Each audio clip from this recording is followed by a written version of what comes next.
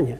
Y eso es lo que ha sucedido con este tema del presunto vínculo del narcotráfico con policías, que le costó un ministro, el jefe de policía y toda la cúpula de la división drogas peligrosas. Es decir, hay cuestiones que son, en un primer momento el gobierno apuntó al fiscal, después hubo una estrategia del gobierno que se fue modificando. Primero apuntaron al fiscal diciendo que estaba en una campaña, que recibía órdenes de la Casa Rosada, y después viró cuando el juez federal Busto Fierros firmó las órdenes de detención y demás, ahí tuvieron que virar. Es decir, hay una cuestión que son temas que surgen en la campaña y por supuesto los dirigentes opositores han aprovechado esa situación. Me parece que en el futuro, una vez que terminen las elecciones, este tema es muy sensible y muy importante, y todos, especialmente el gobierno, que es el que más responsabilidad tiene, y también los dirigentes opositores, deben dar alguna respuesta a la sociedad sobre este tema, especialmente el gobierno, que es el que más responsabilidad tiene. ¿Qué opinas sobre esta vestidura de la campaña sucia? De la SUTE incluso pospone el debate en la legislatura, un debate que se iba a aprobar rápidamente, se pospuso para después del 27. Sí, eso demostró que en algún punto la iniciativa que él intentó tomar para no dejarse llevar puesto por la agenda, nunca logró alinearla, digamos. Se lo vio al gobernador, sobre todo en las primeras semanas, zigzagueando, viendo entre defender a la cúpula, entre acusar de maniobra política al fiscal, decir que estaba todo politizado, después decir que no estaba politizado, que era la justicia, que la política no tenía nada que ver, y este zigzagueo en el que entró el gobernador, sobre todo, insisto, en las primeras semanas, fue llamativo, por lo menos en lo discursivo, digamos. Politizar primero, despolitizar luego, mandar un proyecto a la legislatura que politizaba la situación, despolitizarlo de buenas a primeras cuando vio que no tenía una buena recepción. Entonces, acusar de campaña chiquero me parece que no tiene mucho objeto en esta situación. Yo recuerdo otras campañas realmente chiqueros en las cuales de repente aparecían denuncias anónimas de paternidades no reconocidas o de negociados o de que andaba en una whiskería alguno y cosas así. Eso es campaña sucia. Eso es cuando se meten con los golpes bajos, con la dignidad y el nombre directo de las personas. En este caso estamos asistiendo a algo un poco más profundo, con sustento en la justicia y con ramificaciones por donde se mire. Un tema trascendental. Le pregunto a Julia Bullatti, ¿qué están diciendo nuestros invitados en las redes?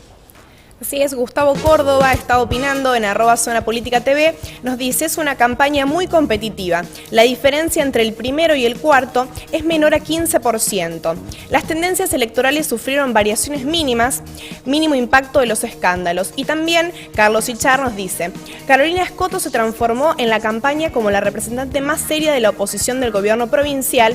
Coincido con Cañas, nos dice: hablar de Córdoba fue más exitosa como estrategia que la victimización de Unión por Córdoba ante la nación. Bueno, tuvieron un papel fuerte los medios, ¿sí? Por lo menos al principio. ¿Cómo lo viste, Adolfo? Bueno, en este caso también cuando se dan primicias o informes tan impactantes como el que vimos el 4 de septiembre, sobre todo en boca de Tomás Méndez, un periodista que bueno, está claro que acertó y que su investigación fue profunda y fue muy documentada. Pero habitualmente, digamos, el llamado establishment periodístico en Córdoba se ha caracterizado por omitirlo o por silenciarlo o por no tomar repercusión de sus investigaciones. Hay decenas de ejemplos en los últimos tiempos.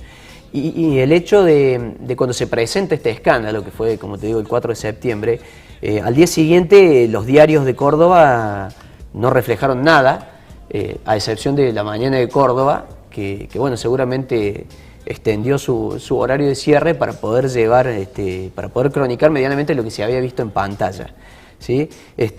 No vamos a pensar que La Mañana de Córdoba tiene un equipo periodístico enorme para poner a disposición y esperar un programa de televisión, sino que evidentemente había un interés o una valoración sobre el que se estaba mostrando en ese momento.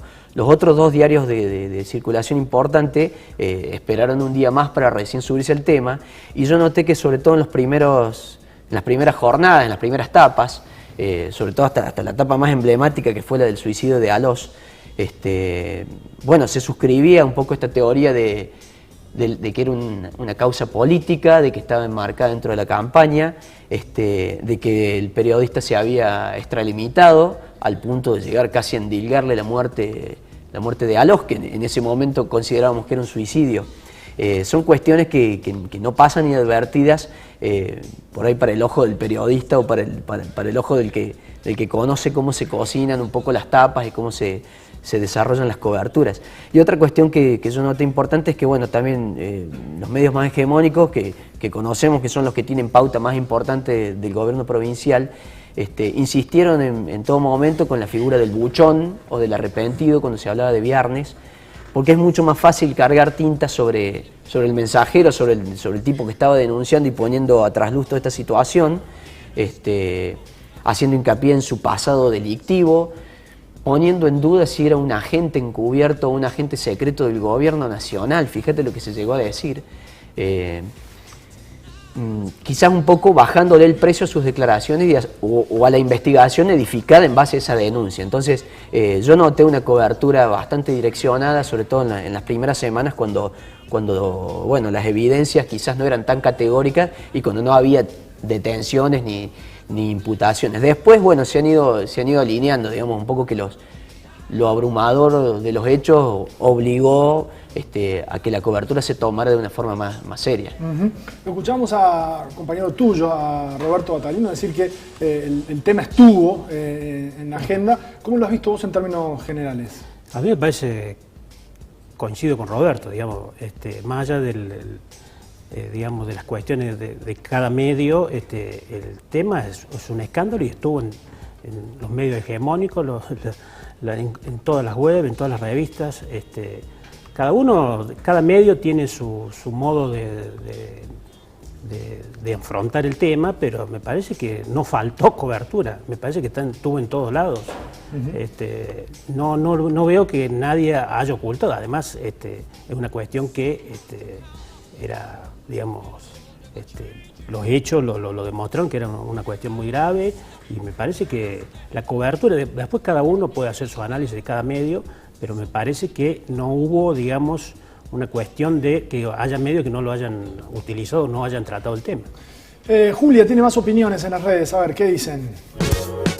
Gustavo Córdoba sigue opinando en @zonapolítica.tv, nos dice: la gente le cree con la misma intensidad a políticos y empresas periodísticas.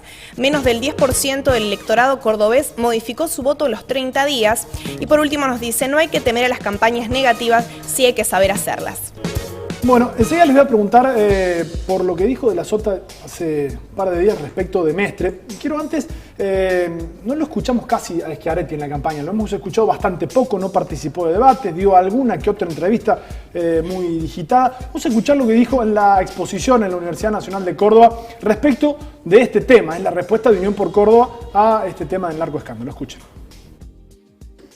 Y en el tema de la droga, hablemos claro. Es un delito federal y yo no vi que ninguno de los actuales legisladores nacionales haya presentado proyectos para combatir ese flagelo, que tiene responsabilidad federal y que Argentina no tiene la ley de derribo, porque el narcotráfico, la droga que se produce en Sudamérica salía por los dos países más grandes, Brasil y Argentina.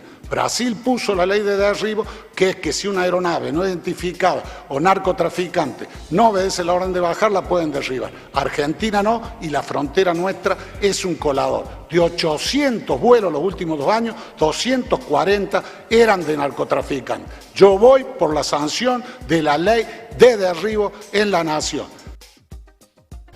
Bueno, ahí la respuesta de Unión por Córdoba. Escuchamos poquito, insisto, de Schiaretti en alguna que otra exposición, en alguna que otra entrevista y poco más. ¿Qué opinión tenés de la respuesta? Y que si hubiera estado vigente la ley de derribo, probablemente una de esas avionetas caía arriba de la casa de Gualtieri, que era el ex marido de la Nazario, que es la mujer de la Sota. Entonces hay cierto cinismo en esa apreciación desde el punto de que el sudeste cordobés está sabido y está probado, y hay una causa judicial en la justicia de Río Cuarto dormida desde el año 2005, con el detalle perfecto, con las coordenadas de más de 30 pistas clandestinas de aterrizaje en el sudeste cordobés, en las inmediaciones de Río Cuarto, pero también con algunas señales claras en la zona del este cordobés y con algunas otras pistas que se ve que eran parte del derrotero en la zona del sur de Santa Fe y luego en Paraguay, desde donde salían. Y nunca se investigó. Entonces, ojo con la ley de derribo, no vaya a ser que le caiga el avión arriba de la casa del gobernador.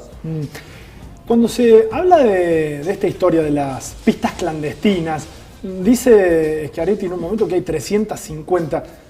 Si está la información, deberían dejar de ser clandestinas, ¿no?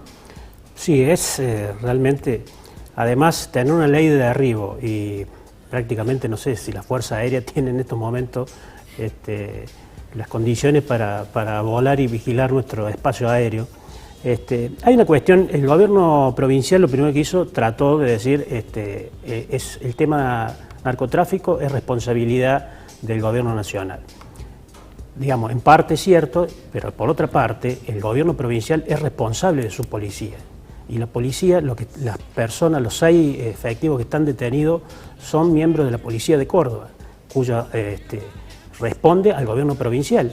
Se fue el ministro de Seguridad, se fue el jefe de policía. Es decir, el tema, digamos, lo que trató en un principio el gobierno de decir eso, se trata de una operación política. Si es una operación política, ¿por qué se va tu ministro de Seguridad o tu jefe de policía, que es una responsabilidad directa del gobernador? O sea, hay cuestiones que son difíciles de argumentar, ¿no? ¿Qué pasa con la disputa reciente de la Sota Mestre? Porque lo escuchamos a la Sota decirle a una compañera nuestra, Silvia Scipioni, vayan a preguntarle a Mestre por su vice. Eso han denunciado en su canal. ¿Podemos leer aquí una pérdida de papeles por parte del gobernador de la provincia o hay una intención clara de disputar votos en la ciudad en donde el peronismo le ganó a radicalismo? A mí me parece que hubo ahí una cuestión, que está esa cuestión, la pelea por los votos de la capital, en la cual por lo menos las últimas encuestas al oficialismo no le han dado muy bien y hay una cuestión, hablando recién que hablábamos de campaña sucia y demás. El gobernador salió con una indirecta, digamos, para el intendente, en ese caso muy dura, y supuestamente el intendente tiene una relación institucional muy buena. Mestre podría también alegar que hay una campaña sucia cuando el gobernador le hace un señalamiento de ese tipo. Digamos, son cuestiones que ocurren en las campañas y que ocurren, digamos, porque hay hechos que son concretos, digamos, no existe, como decía recién Adolfo, por ahí cuando existen o ha habido casos en Buenos Aires, en Capital Federal, donde un candidato se le mostraron que tenía cuentas en el exterior y después, al mes después de las elecciones, se comprobó que no tenía ninguna cuenta. Eso es campaña sucia, inventar un hecho que es irreal y ponerlo en la campaña. Cuando hay elementos, digamos, concretos, como son estos casos, es difícil hablar de campaña sucia. Se nos pasó rápido, me tengo que ir a la pausa. Muchas gracias por venir. Un placer, ha sido un gusto.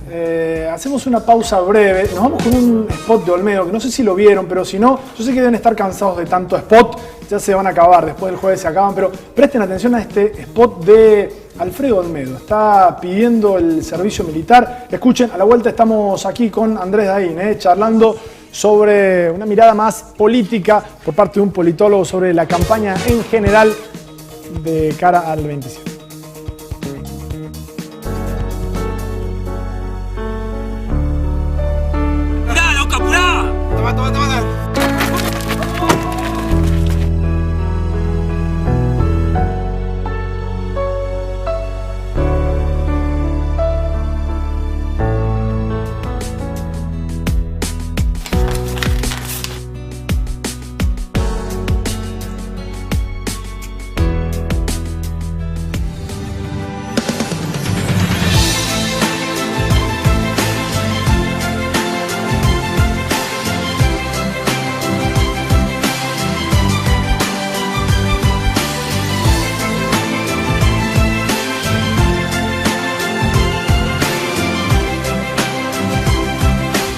Alfredo Olmedo, senador nacional.